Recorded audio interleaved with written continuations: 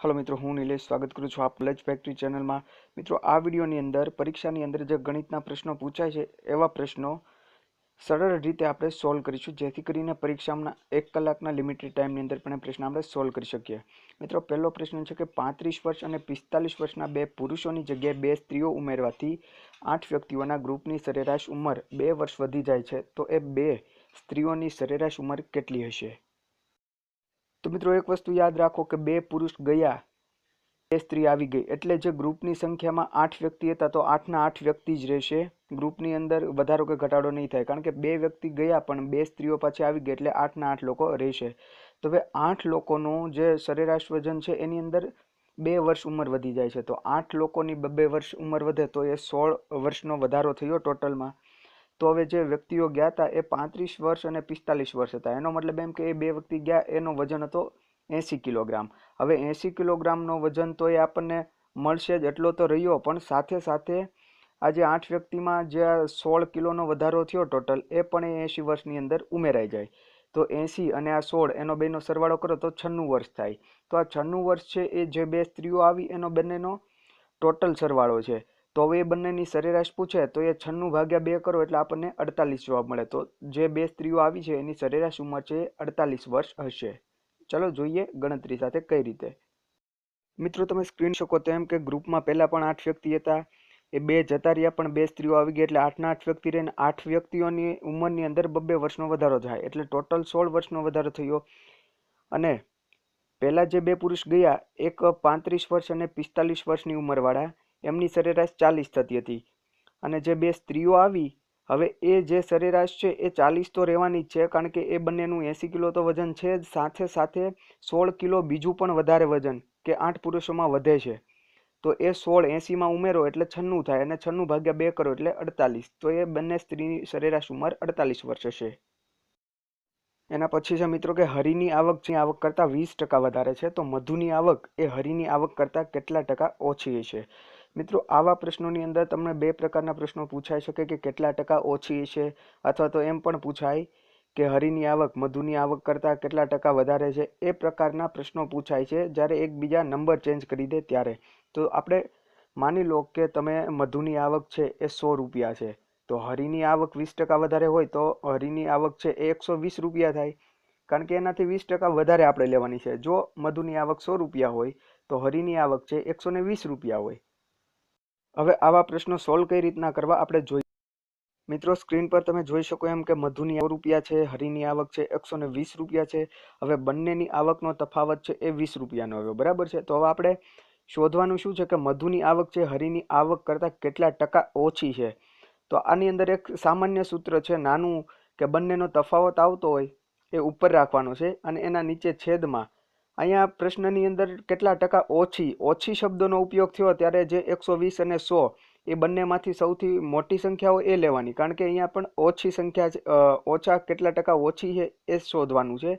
એટલા માટે ઓછી શબ્દ આપેલું હોય ત્યારે મોટો નંબર, અને વધારે શબ્દ એવો જ્યારે પ્રશ્નની અંદર ઉપયોગ થયો હોય ત્યારે બંનેની અંદરથી નાનો નંબર જે હોય એ લેવાનો।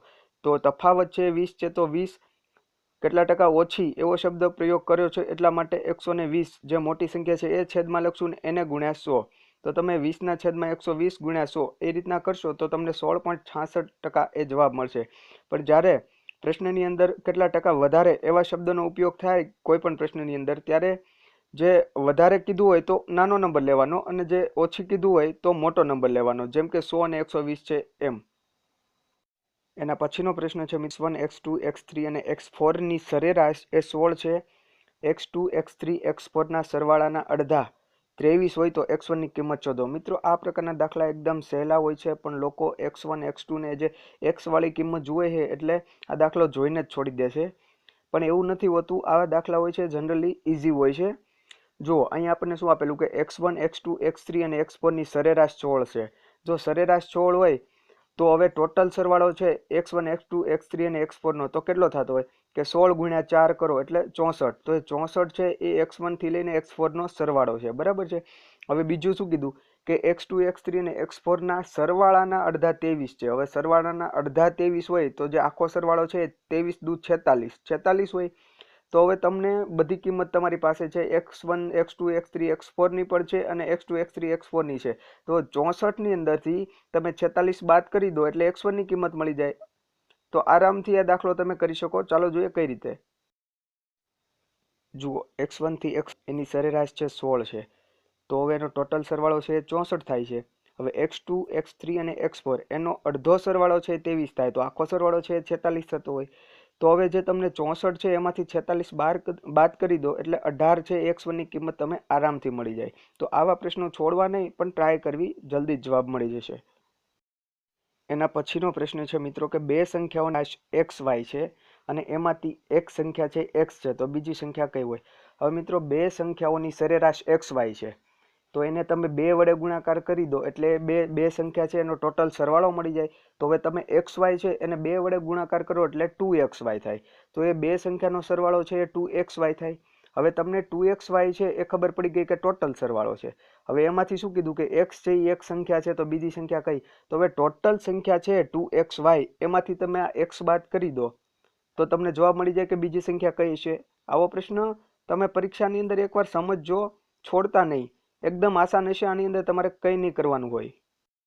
જુઓ, તમે સ્ક્રીન પર જોઈ શકો મિત્રો કે બે સંખ્યાની સરેરાશ xy હોય તો એ બે સંખ્યા છે એનો સરવાળો 2xy થાય, કારણ કે એ બંનેની સરેરાશ છે.